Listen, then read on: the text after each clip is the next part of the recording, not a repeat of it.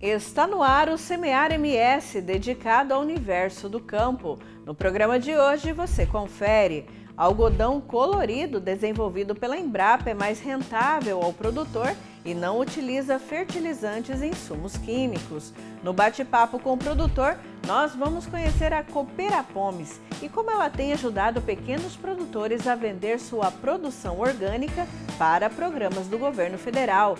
E mais, conheça a história de Guilherme Asmus, um pesquisador dedicado à caça dos nematóides, parasitas invisíveis a olho nu, mas que são capazes de devastar plantações inteiras. Tudo isso e muito mais agora no Semear MS.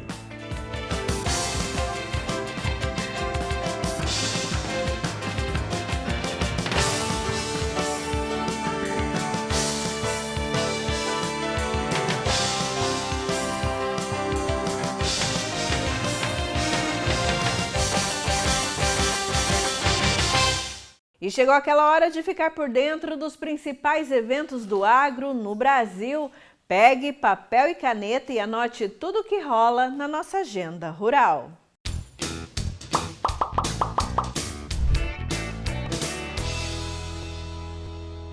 De 18 a 23 de novembro acontece em Joinville a tradicional Festa das Flores, que há 85 anos transforma a cidade em um grande jardim. Reconhecida como Patrimônio Cultural Histórico de Santa Catarina, celebra a flor símbolo Laélia purpurata. O evento reúne exposições, shows, danças e o melhor concurso da flor melhor idade. Mais de 250 expositores participam com flores, artesanatos, produtos coloniais e muito mais. Curso permanente de canola tem inscrições abertas no site da Embrapa. Gratuito e online, o curso Produção Sustentável da Canola é auto-instrucional e pode ser feito a qualquer momento. A capacitação aborda cultivo, mercado e a importância ambiental da cultura. De 25 a 27 de novembro, Paranavaí recebe a FINAM, Feira Internacional da Mandioca. O maior evento do setor reúne produtores, pesquisadores, indústrias e investidores em 3 dias de inovação e negócio. A programação inclui palestras técnicas, exposições de tecnologia e rodada de negócios. De 27 a 29 de novembro, acontece em Salvador a EAGRO, Feira de Inovação e Tecnologia Agropecuária. Desde 2019, o evento reúne especialistas, produtores e empreendedores para gerar negócios e compartilhar conhecimento. A edição promete um público diverso e oportunidades em vários mercados. No próximo bloco, você confere: algodão colorido desenvolvido pela Embrapa é mais rentável ao produtor e não utiliza fertilizantes e insumos químicos. E mais, conheça a história de Guilherme Asmus, um pesquisador dedicado à caça dos nematóides, parasitas invisíveis a olho nu, mas que são capazes de devastar plantações inteiras. O Semear MS volta já!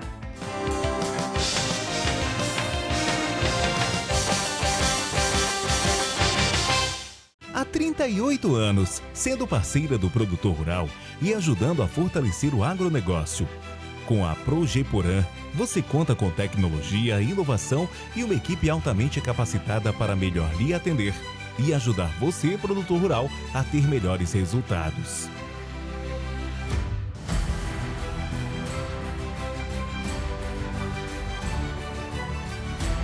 Progeporan, a sua parceira no campo e nos negócios.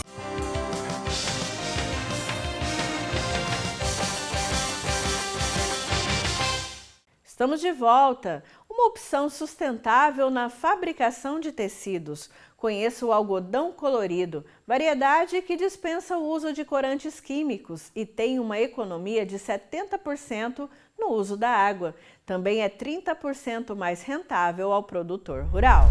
Mato Grosso do Sul é o 4º maior produtor nacional de algodão, com uma política específica para essa cultura, focado na diversificação da base produtiva e um programa de incentivo aos produtores de algodão através do Programa de Desenvolvimento da Agropecuária do Estado de Mato Grosso do Sul. A cultura do algodão do estado é tecnologicamente adequada, sustentável e tem protocolo, onde 90% dos nossos produtores se encontram, o de sustentabilidade. Um produto desenvolvido pela Embrapa para preservar o meio ambiente e gerar renda para o agricultor familiar, vem ocupando destaque no estado e no cenário nacional, o algodão colorido. O tecido de algodão colorido não tem corantes, por isso é hipoalergênico. Isso significa que as roupas fabricadas com esse tecido são ideais para o uso de bebês e pessoas alérgicas. São essas características que fazem da pluma do algodão colorido um produto cada vez mais valorizado nos mercados nacional e internacional. Atualmente, as peças produzidas na região Nordeste são exportadas para países como Estados Unidos, Alemanha, Portugal, Espanha, Itália, Suíça, França, a Inglaterra, Dinamarca e Japão. O processo de tingimento é um processo extremamente poluente, né? E você produzir uma roupa a partir do algodão colorido não vai ser necessário tingimento, portanto é um algodão do ponto de vista de sustentabilidade, especialmente quando está em jogo questão de saúde humana, é um algodão que leva uma vantagem muito grande em relação ao algodão branco. O algodão colorido existe na natureza há muitos anos. Ele é tão antigo quanto o algodão branco, mas esse tipo possui fibras curtas e fracas, que não servem para a fabricação de fios e tecidos. Os pesquisadores da Embrapa, então, trabalharam no melhoramento genético do algodão colorido para conseguir uma pluma que pudesse ser aproveitada na indústria têxtil. Essas cultivares que a Embrapa tem hoje, todas elas atendem os padrões exigidos pela indústria, tanto de comprimento, resistência da fibra e uniformidade de comprimento. E também um outro índice que a gente usa para qualidade de fibra, que é o Micronair, que dá a ideia da finura da fibra. Então, as variedades da Embrapa atendem aos padrões da indústria têxtil. As variedades naturalmente coloridas pesquisadas pela Embrapa dispensam o uso de corantes químicos e, dessa forma, não poluem o meio ambiente e ainda representam uma economia de cerca de 70% de água no processo de acabamento do tecido. Em geral, o algodão colorido também é produzido de forma orgânica, sem o uso de insumos e fertilizantes químicos. A partir dessas diferentes tonalidades de fibra, são confeccionadas roupas, acessórios e artesanatos. Porque um grande passo já foi dado, que é a obtenção de cultivares adaptadas ao cultivar de algodão colorido, né? Adaptadas às diferentes condições ecológicas do Brasil, né? Então, a tecnologia está disponível, existe demanda por esse algodão, né? Então, é o produtor se organizar e tomar a decisão de cultivar algodão colorido de uma forma organizada, que tem mercado e o mercado remunera, em média, 30% a mais o preço do algodão colorido em relação ao algodão branco. Um pesquisador que desafia o invisível. Isso mesmo. Conheça Guilherme Asmus, o caçador de nematóides. Ele criou métodos inovadores para combater esses pequenos vilões que, aos olhos desatentos, podem devastar plantações inteiras. Uma história de coragem, ciência e muita paixão pelo agro.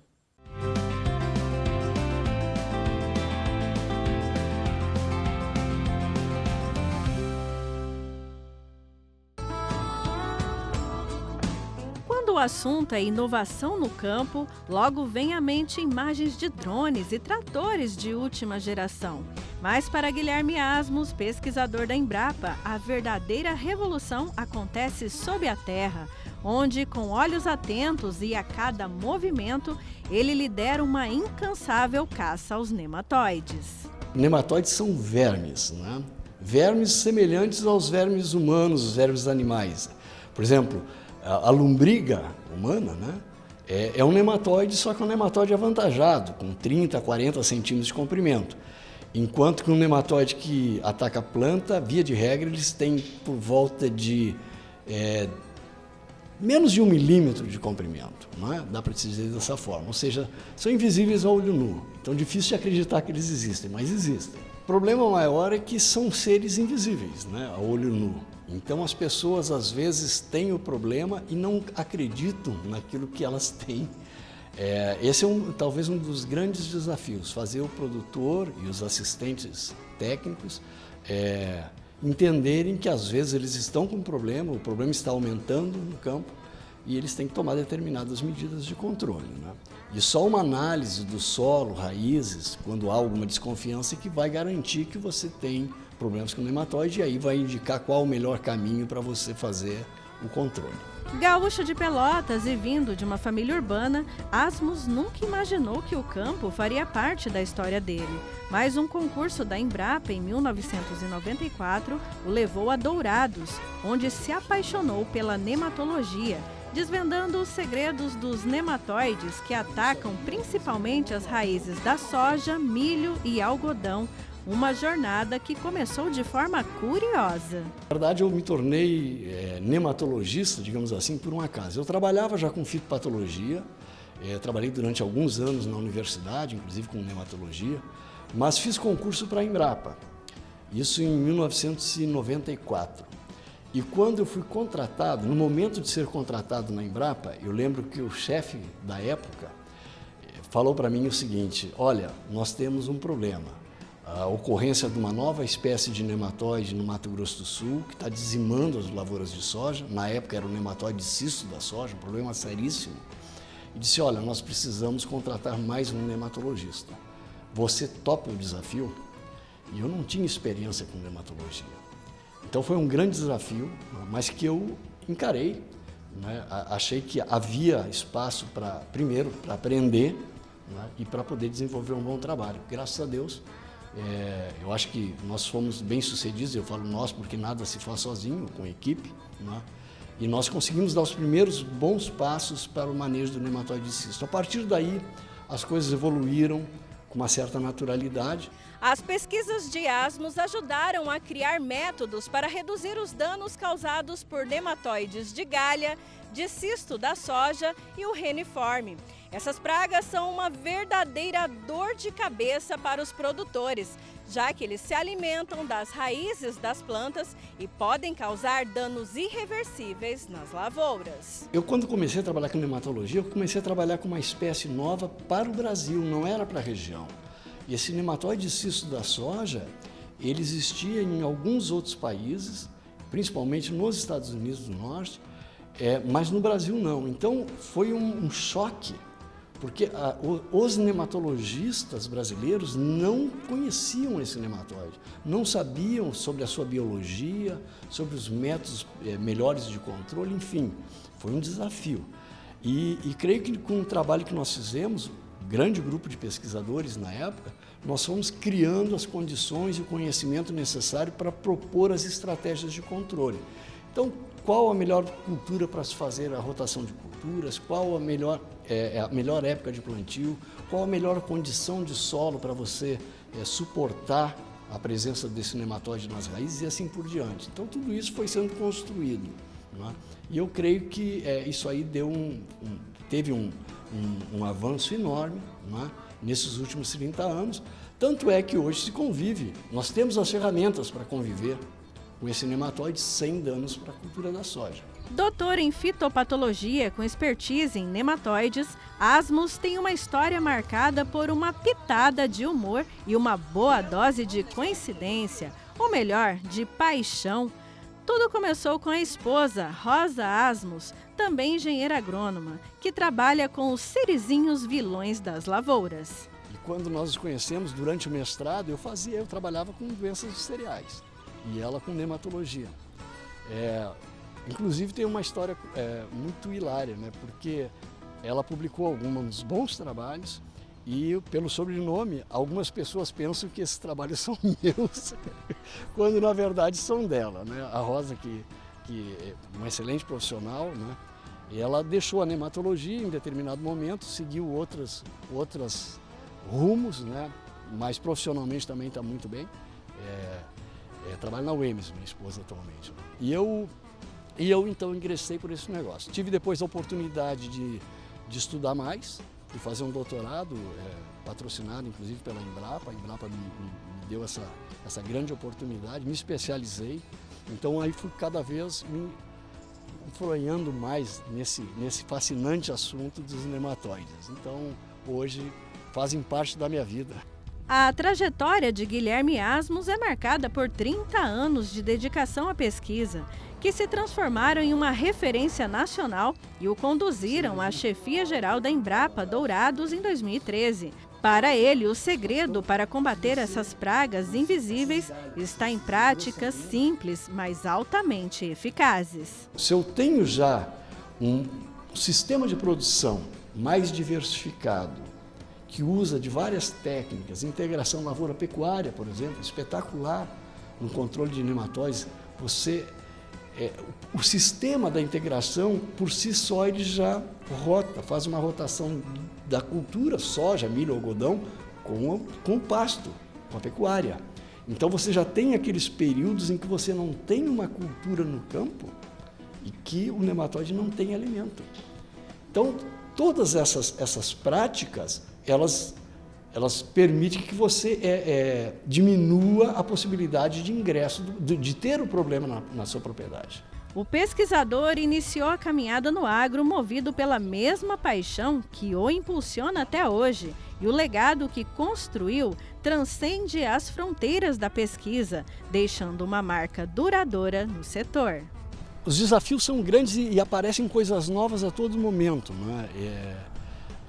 E a gente não pode desanimar. Eu acho que tem uma frase do Oswaldo Cruz que eu guardo ela assim como mote de vida. Não há nada que resista ao trabalho. Então, se você se dedica, não é? Se você realmente busca os seus ideais, você consegue. Não é? Então, eu tenho isso como um mote de vida. Tento passar, inclusive, isso para os meus descendentes, né, tal, porque acho que essa é uma coisa. Se você deixar pelo menos esse sentimento para as gerações que vêm, eu acho que você já está contribuindo.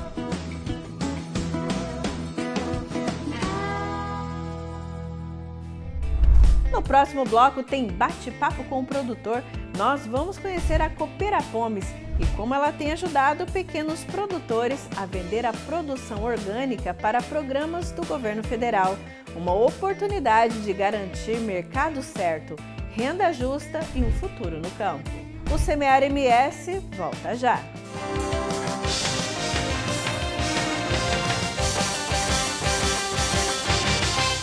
Há 38 anos, sendo parceira do produtor rural e ajudando a fortalecer o agronegócio.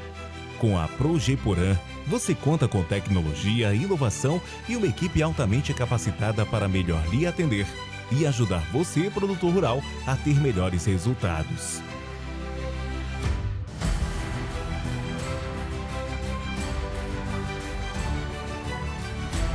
Progeporã, a sua parceira no campo e nos negócios.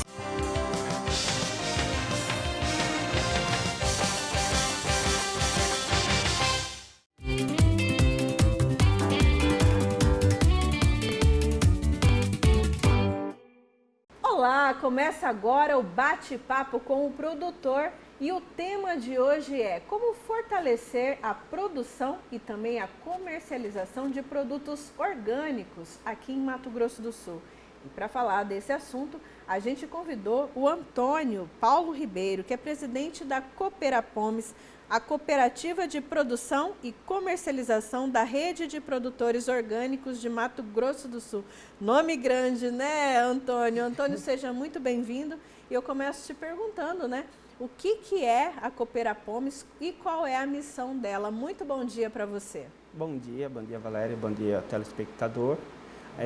A Coopera Pomes, ela é um braço, eu falo que é um braço comercial da rede Apomes, né, a Associação dos Produtores Orgânicos do Estado do Mato Grosso do Sul, que já tem uma longa caminhada aqui, né, na região. Desde os anos 2000, ela iniciou lá no município de Glória Dourados, inicialmente com a produção de café, e a partir dos anos ela foi evoluindo, né, e atendendo outros agricultores, né, da região centro-sul do estado, né. E a partir de 2013, 2014, a gente resolveu trabalhar um pouco mais essa parte da comercialização junto com os agricultores, né? Então, inicialmente, ainda enquanto associação, nós tivemos 2 projetos que nos ajudaram a pensar uma central de comercialização aqui no município de Dourados, entendendo que Dourados é um centro consumidor interessante, que os agricultores pudessem ter a sua excedência de produção ser comercializada aqui em Dourados. Então, nós construímos essa central através de 2 projetos, um pela Petrobras, né, e o outro pela Fundação Banco do Brasil, projeto chamado Ecoforte, que a gente construiu a estrutura e pensou também a questão da logística, porque é um desafio do agricultor também é pensar a questão da logística, né, já que a gente tem agricultores em diversos municípios do estado, né. É um amplo projeto, né, pelo que a gente pode perceber, é uma ajuda aí ao produtor rural, principalmente o pequeno produtor, né, que quer começar a produzir orgânico. E a gente tem a mesa farta hoje aqui, viu, pessoal? Olha, aqui tem alface, aqui tem tomate, tem uma infinidade aqui de produtos que a Cooperapomes trouxe para a gente, né, conhecer. E eu queria falar com você, para você assim, explicar para a gente, Antônio, um pouquinho da importância desses produtos orgânicos aqui na região, nessa questão da geração de renda, né? Hoje, o que é produzido aqui, né, na nossa região em termos de quantidade, né? E para onde vai esses produtos? Então, hoje nós já temos um grupo bom de agricultores já certificados, né, na nossa região. Vou falar da região da Grande Dourados, né? E da região mais centro-sul do estado também. Boa parte dessa produção ela acaba vindo aqui para Dourados, né, para a gente entregar na alimentação escolar. Então, a gente entrega na alimentação escolar do município, das escolas do estado, do exército, né? Entregamos também no programa de aquisição de alimento, entregamos no 2 hospitais, que é o Hospital da Vida, né? Que engloba o UPA junto, e também o Hospital Evangélico. Então, essa produção vai também para essas instituições, né? E é comercializado também em algumas redes de supermercado, né? Nós temos aí alguns supermercados que acabam adquirindo esses produtos. Então, hoje, né, a gente tem em torno aí de 3 toneladas de produto semanal orgânico vindo para Dourados sendo comercializado aqui, né? Bastante, né, bastante. Antônio? É a maior região do estado a produzir orgânicos hoje? É a região da Grande Dourados? A região da Grande Dourados. A região da Grande Dourados é hoje a maior produtora de produtos orgânicos certificados. Olha, né? Que bacana. Então, assim, essa produção ela está sendo bem aceita, né? Principalmente aí nas redes de supermercado também, até pela questão tanto da qualidade visual que você vai olhar aqui, né? E uma coisa que a gente não consegue ver a olho nu, que é a qualidade nutricional, que aí é um outro fator, né, que é muito importante.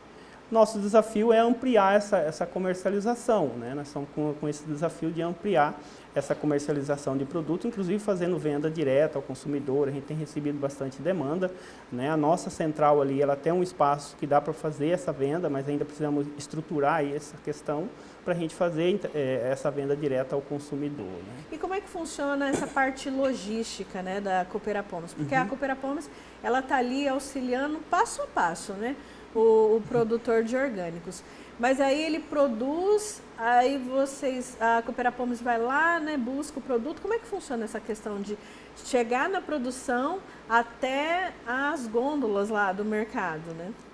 A gente fala assim que dentro do programa institucional a gente representa o agricultor, né?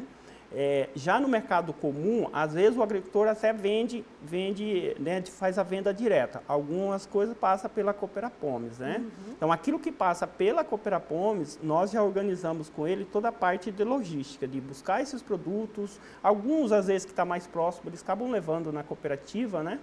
Mas aqueles que mais distantes, a gente organiza a coleta desses produtos, trazem para a cooperativa e organizamos as entregas ponto a ponto. Se é no mercado, se é nas frutarias, se é no restaurante ou se é nas escolas, né? Aí a gente faz toda a preparação conforme o pedido foi feito daquela instituição e fazemos a entrega ponto a ponto. Quais são os próximos passos, né, da Cooperapomes e quais são os próximos sonhos aí que vocês têm aqui para a nossa região? Pois é, a gente fala muito isso, que nós temos muitos parceiros, e a gente sempre precisa de muitos parceiros, né? Aqui na nossa região, a Agraera é uma grande parceira, nós temos alguns municípios muito parceiros, E isso é muito importante para o nosso trabalho, né? Nós temos universidades aí muito parceiras desse trabalho da Apomes, da Cooperapomes, a Embrapa, né, parceira. Nós temos outra parceria que é mais na linha da questão de crédito, que é a Cressol, né? E nós estamos tendo outros parceiros internacionais. A gente tem a Fundação Rabobank, o Banco Rabobank da Holanda, né, que tem nos ajudado bastante nessa parceria aqui, inclusive com crédito sistêmico, para a gente apoiar os agricultores. Eu acho que esse é o nosso, né, assim, o potencial que a gente vê e enxerga, que é ajudar os agricultores com crédito, que não é um crédito tanto subsidiado igual o Pronaf, mas que muitos agricultores não conseguem acessar por questões de documentação ou por outras questões, né? E a gente consegue fazer esse crédito, o crédito para o agricultor, não tão burocrático, né? E ajudar o agricultor.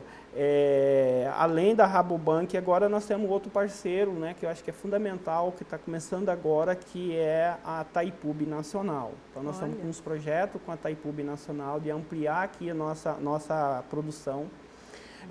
Eu acho que o nosso desafio é fazer uma produção, agregar mais valor nessa produção. Então nós precisamos, né, ampliar, né, o nosso espaço, fazer um processamento mínimo, né, para a gente agregar mais valor. Eu sempre falo assim que você pega eu sempre dou o exemplo muito da abóbora cabotiana, né, que é uma coisa muito usada na alimentação escolar, mas que é difícil, né, você preparar, o preparo dela, né. Então, se você consegue picar essa abóbora e chegar picada para as escolas, você ganha em escalabilidade, né, você aumenta a sua, né, a oferta desse produto, né? E assim tantos outros. Nós recebemos recentemente uma demanda de ofertar 8 toneladas de produtos processados por semana por uma empresa, né, aqui de Dourados, né, que tem o seu restaurante na empresa. E a gente não tinha condições de ofertar esse produto processado, porque a gente ainda não tem a nossa mini indústria, né? A indústria de processamento, ela é hoje um desafio para a gente construir. Mas já tem um projeto, né? A gente já está no radar, tem um projeto para a gente construir, né? O outro é a gente ter uma linha de varejo, né? Poder vender diretamente para o consumidor. Acho que é super importante a gente poder atender o consumidor, né, final também, né? E fazer intercooperação com outras organizações. A gente já faz isso com outras cooperativas, a gente já faz a complementariedade, né? Porque às vezes nem tudo a cooperativa consegue produzir, mas o que outras cooperativas tem na sua produção que a gente consegue fazer a entrega aqui na alimentação escolar e vice-versa também. Então, assim, acho que esse é um pouco o nosso desafio aí para o futuro, né, de ampliação de mercado. Olha, são projetos grandes, né? E que a gente deseja sucesso aí para a cooperativa, tomara, né, que consigam fazer isso, até para que os produtores que estão começando, né, possam aí gerar mais renda, né, nos seus respectivos trabalhos. E eu queria saber como é que faz para participar, quem quiser ser, né, da cooperativa, quem quiser ser um cooperado aí da Cooperapomes, o que precisa fazer, Antônio, para estar aí nessa rede que tem se fortalecido ao longo dos anos e que, pelo jeito, vai continuar se fortalecendo aí, pelo número de projetos que você falou, né? Tem muita coisa boa por aí, né? Isso, e tem outros projetos, acho que é até interessante também eu falar, acho que tem que falar aqui da questão do projeto, né, Agroflorestar MS, né, que é encampado pela Pomes, pela Cooperapomes, em parceria com o governo do estado, a Agraer, o FGD, Cressol e Rabobank, né, que acho que é incorporar um sistema agroflorestal onde você consegue ter um sistema equilibrado que você pode introduzir fruticultura, né, e aumentar a produção de fruticultura aqui no estado, né? Não só pensar na questão dos citros, né, que está sendo bastante alavancado aí em algumas regiões do estado, mas pensar numa diversificação maior também e poder inserir, né, nesse mercado aí. E a Cooperapomes está aqui em Dourados? Nós estamos aqui, temos uma sede... Contato, como é que faz para achar vocês? Nós estamos no Conjunto Habitacional Isidro Pedroso, né, na rua Mozart Calheiro, antigo W5, né, é mais conhecida como a antiga W5, em frente ao Campo Clube de Maio, né, o 5 de maio. Nós temos telefone, né, que é 3425 1586, né? Isso. E tem o meu também, que inclusive está cadastrado. Se alguém quiser pesquisar no Google, está lá, né? Tem a Coopera Pomes e está o meu telefone lá. Pode também. falar o seu também. 999-14-0026. Pode falar diretamente com o Antônio. Ô, Antônio, quero te agradecer, né, pela presença aqui e já te convidar para outros bate-papos, até para a gente falar, né, ponto a ponto sobre esses outros projetos que você tem, né, que a cooperativa tem, como o crédito sistêmico que você falou aí. Eu acho que é interessantíssimo falar sobre isso. O agroflorestar também, que são projetos que a gente teve a oportunidade de conhecer aqui, já mostramos um pouco no programa, através da Apomes, mas fica aí o convite para que você venha outras vezes para falar para a gente como é que está o andamento aí desses projetos todos. Eu que agradeço, Valéria, pela oportunidade, né? Nosso telespectador quiser conhecer um pouco mais do nosso trabalho, né? Nós estamos à disposição, né? Os nossos agricultores, pelo apoio, pela força. Se não fosse eles, nós não teríamos sentido estar aqui. A gente faz por eles, né? Eu sempre falo assim, na verdade a gente tem duas pontas, né? A gente tem o consumidor, que né, a gente entrega, que a maioria são as escolas, e tem nossos produtores, a gente é o meio. Então a gente está, né, tentando fazer cada vez mais para que essas duas pontas se aproximam. Então esse é o nosso trabalho. Eu fico muito grato de estar, né, representando, né, isso. A gente tem feito um trabalho que tem recebido bastante elogios, graças a Deus, né? Quando a gente entrou nas escolas, a gente sempre fala, um desafio porque está entrando uma cooperativa nova, né? Quando a gente começou a atender, a gente recebeu muitos elogios, principalmente das escolas do estado, né? Que o contato é mais direto, né? Com a direção da escola e tal, né? Então, assim, acho que a gente tem ajudado bastante também no sentido de atender, né, da melhor forma possível essas escolas com produtos frescos, diretamente do agricultor, mais saudável, né? Então, acho que isso tem ajudado bastante. E coloco à disposição, na hora que você estiver, né, conhecer um pouco das nossas experiências, nós estamos aí nesse trabalho. Queremos avançar cada vez mais, transformar uma cooperativa de fato que os agricultores possam sentir orgulho cada vez mais. Isso aí, muito obrigada. Tá aí, esse foi o bate-papo com o produtor dessa semana. E o Semear MS também vai ficando por aqui. A gente se vê no próximo programa. Até lá!